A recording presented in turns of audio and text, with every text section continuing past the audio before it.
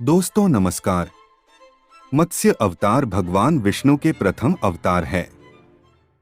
मछली के रूप में अवतार लेकर भगवान विष्णु ने एक ऋषि को सब प्रकार के जीव जंतु एकत्रित करने के लिए कहा और पृथ्वी जब जल में डूब रही थी तब मत्स्य अवतार में भगवान ने उस ऋषि की नाव की रक्षा की। इसके पश्चात ब्रह्मा ने पुनः जीवन का निर्माण किया। एक दूसरी मान्यता के अनुसार एक राक्षस ने जब वेदों को चुराकर सागर की अथाह गहराई में छुपा दिया, तब भगवान विष्णु ने मत्स्य रूप धारण करके वेदों को प्राप्त किया और उन्हें पुनः स्थापित किया। मत्स्य अवतार की कथा एक बार ब्रह्मा जी की असावधानी के कारण एक बहुत बड़े दैत्य ने वेदों को चुरा लिया। उस दैत्य का नाम हयग्रीव था। वेदों को चुरा लिए जाने के कारण ज्ञान लुप्त हो गया।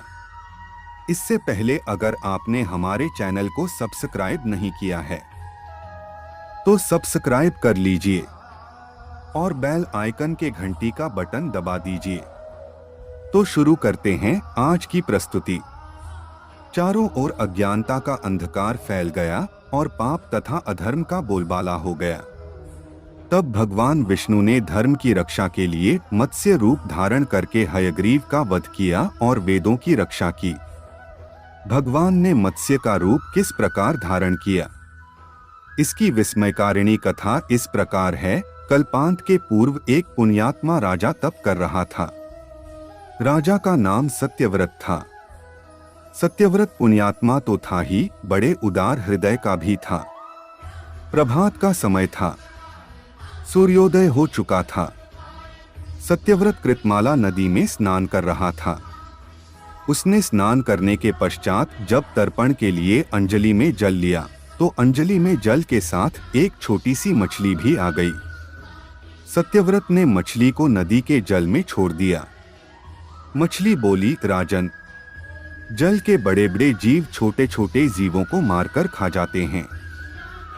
अवश्य कोई बड़ा जीव मुझे भी मारकर खा जाएगा।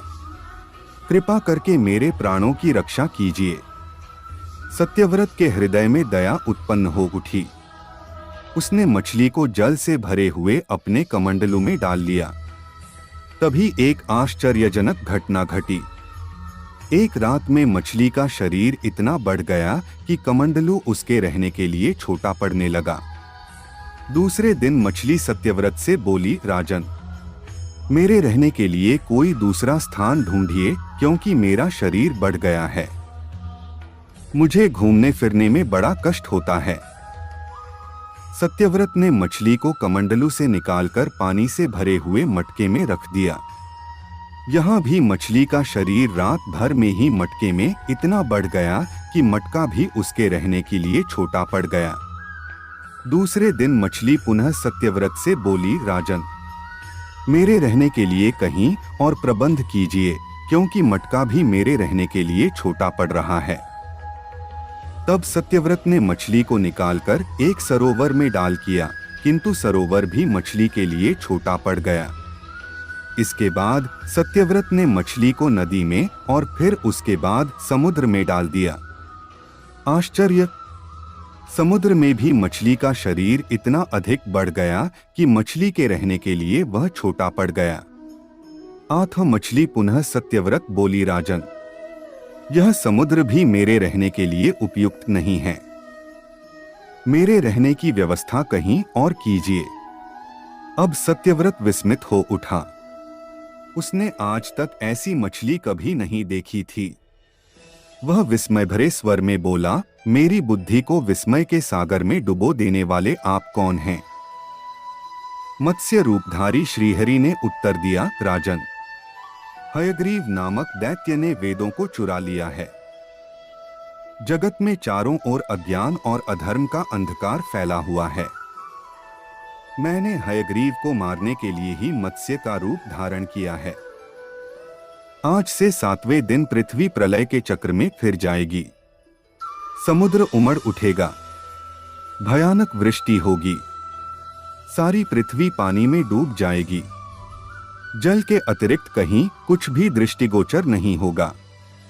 आपके पास एक नाव पहुंचेगी। आप सभी अनाजों और औषधियों के बीजों को लेकर सप्तऋषियों के साथ नाव पर बैठ जाइएगा।